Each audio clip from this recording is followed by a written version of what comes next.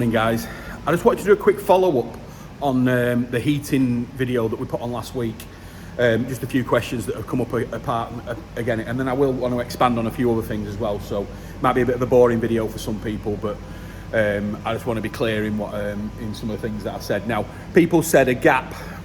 Do you have gaps under the covers? Yeah, we do. We do have a small gap on this pond, which is our main pond. If you can see there now, there's a skimmer over the back wall. Behind there, there's a big gap. There's a massive gap. Well, a back gap that sort of big. So it's still going to be enough to let some air out. On this pond here, we always have a little bit of a gap in the middle. On the pond here, we always have a little gap there where we just uncover it, and we've got a little gap at the end there. So there's always a little bit of gap to release the gases. I'm not in any way a gas scientist, so I don't exactly understand how, but it's just something that I've always been known to do when we're covering ponds. And I mean, to be honest with you, it's a new covering ponds. It's quite new, really. I'd probably say over the last 10 years is when it's really been coming up there. And I think people mainly cover the ponds when they had heating on there, which is what we explained on the last video. Now, the other thing is that I never mentioned on that video was the way that covering your pond changes the dynamic of your pond. And I've said it before that your pond is an ecosystem, right? So which is why I've always tried to say, make sure you clean your filters on a scheduled time. Don't just do it sporadically where, you know, oh, I think I'll change it. I think I'll clean it today. I think I'll do that. If you do it twice a week, say on a Wednesday and Sunday, try and stick to doing it on that Wednesday and Sunday. This is where sort of like the auto kit now on the Nexus comes in really well, because it's doing it twice a week as standard and stuff like that. So, I mean, apart from this one, but we do try. I do this manually. Because we don't have top-ups here, automatic tops, so when we do a water change, we've got to fill back up as normal. But just remember that your pond is an ecosystem, right? So it's one of those things where we get it all the time when we get customers coming in, say if they've got a parasite problem or something like that, or they've lost a fish, right? And then they say, well, such and such a guy up the road, he's had his pond 20 years and he's never lost a fish. You know what I mean? They're great. And you're like, well, yeah, but his pond is established. It's an established pond. And to be honest with you as well, in this industry, especially what with the fish that we supply and the ponds that we build, people are really into the koi and they're really into the ponds, which sometimes can be a bad thing because they're messing with them constantly. Just mess. Oh, right, I'll do a scrape today. I'll do a scrape tomorrow. Let me do this. Let me do this. Let me fiddle with this side of the filter and stuff like that. But, you know, the majority of pond keepers in this country, they just have a pond in the garden, they throw some food in, and they clean the filters once a week. They don't do anything else. But I'm not saying it's a bad thing, because there's so many different avenues you can go to in this koi hobby. You know, I know people that are obsessive about filtration. I know people that are obsessive with feeding. I know people that are obsessive with scraping and koi health, right? So there's all different types. I know people who want to show the fish, that's all they do, you know what I mean? So, you know, there is that thing, but the majority of people just leave the ponds alone. You know, and it always gets me when these people, you know, they've spent thousands on the pond and everything like that, and they're like, and you're just like, just leave it alone. Just leave it. Don't do anything. You know what I mean? But they're just obsessed with messing.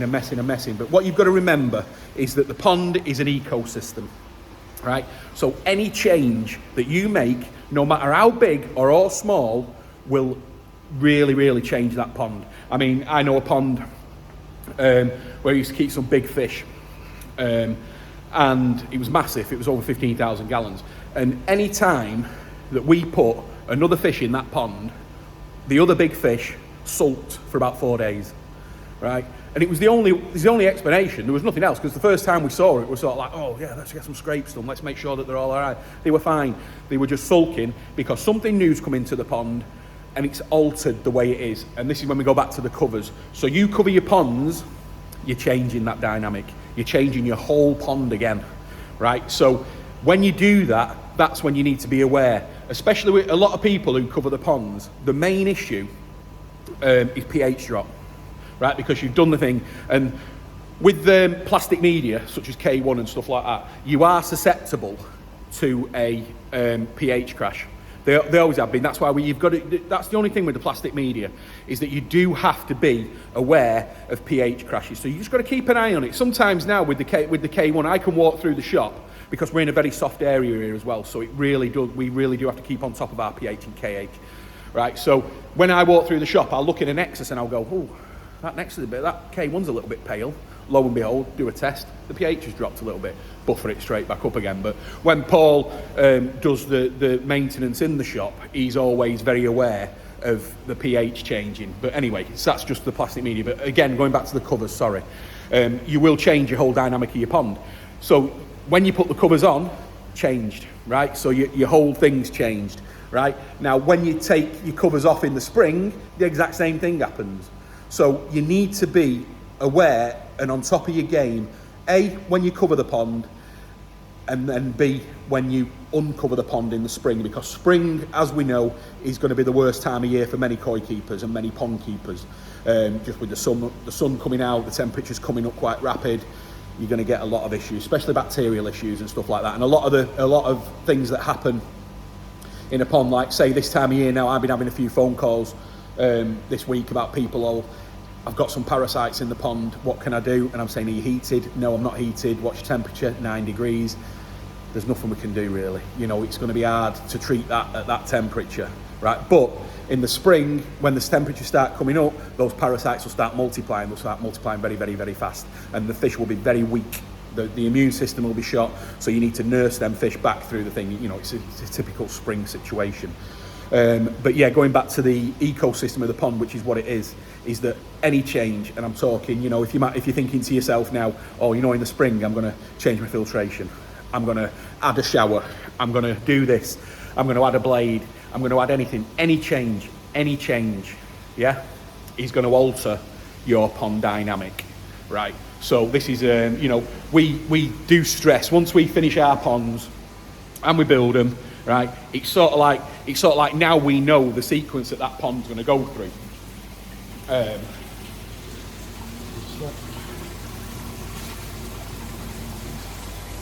Give that another clean.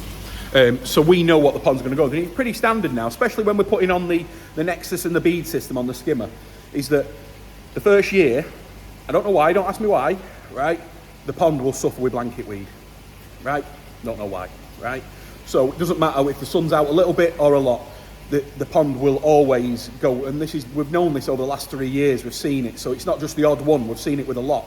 So the first time, you know, the first season, if you know what I mean, blanket weed. Kill the blanket weed, season after, nothing, just goes fine, all right? So, you know, the first year people will say to us, oh, Tim, the water's not spotless as I want it, right? Okay, no problem, it's a brand new pond, right? Let it catch up with itself. Right, yeah, it doesn't matter if the water's all running fine and everything like that.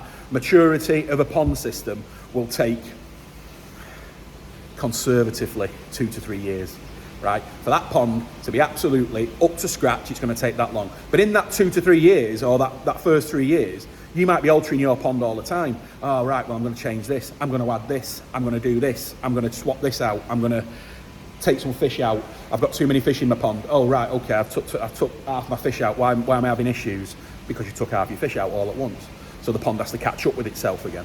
So just got to remember and keep it into your head that this is an ecosystem, is what we're creating. And after 2 or 3 years, and I don't really, you know, especially on the good filter systems, right?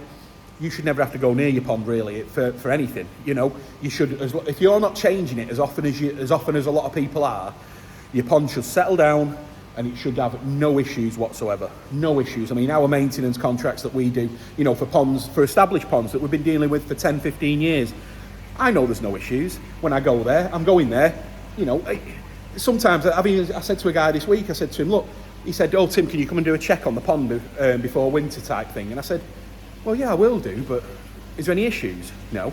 I said, are the fish look all right? He said, yeah, they look great, look better than they look. Right, okay, then I said, are you sure you want me to come? Yeah, can you come? All right, no problem, go up there. And I know for a fact the water's going to be all right. So you test the water. Oh, yeah, it's fine, no problem. Do a scrape, nothing on them. Because you know, these ponds they're just fully matured now. They're fully, the systems, it's all in place now.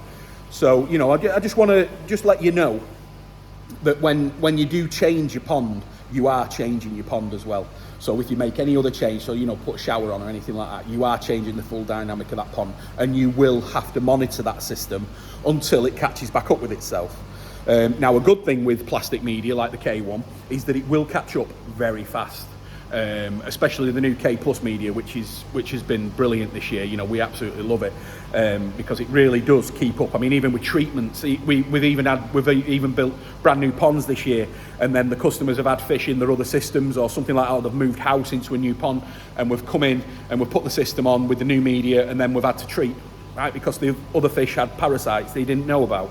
Right, so he's moved his old fish into his new pond and they've had parasites. So even like after 2 or 3 days after the fish have been in, we're having to treat. And it hasn't knocked the filters back too much. Even, you know, we say on an established pond that you put in a heavy treatment, it'll knock it back between 10 and 15%. But that 10 and 15% on a mature system will come back within 2 or 3 days. So, and that was pretty much the way that was looking. So the filters were still maturing even though we knocked them back with the treatment course. So it was good. But yeah, so but just be aware that when you are doing any changes to your pond, anything covers, I've been through the list, right? Any change, right? Put another return in. You know, we can go through it. I just want to stress any change.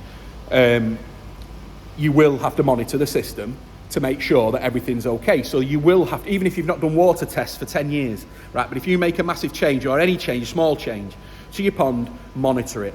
Monitor it for that time that you put in, that you've changed the things until everything catches back up again. You know, a lot of people this time of year, you know, they'll be thinking, oh, you know, I've got a lot of fish in here that I don't want. I'm going to get rid of them in the spring, and I'm going to bring some new ones. I'm going to go up. I'm going to start buying better quality fish and stuff like that, which is how people progress in this hobby. But remember, you know, a friend of mine, he'll say, oh, a friend of mine wants half of them. I'll drop them off in spring when it catches up. But then your whole pond's changed again. So monitor it. Just always monitor when you're making any change to a pond. It's an ecosystem. All right, guys. Just wanted to doubly clear that and then add a little bit on as well. Sorry for rambling. I only thought this was going to be a 5-minute video, but I'm looking now, it's going to be quite long. So anyway, thanks, guys. I'll see you on the next one. Give me a thumbs up. See you on the next one. Cheers.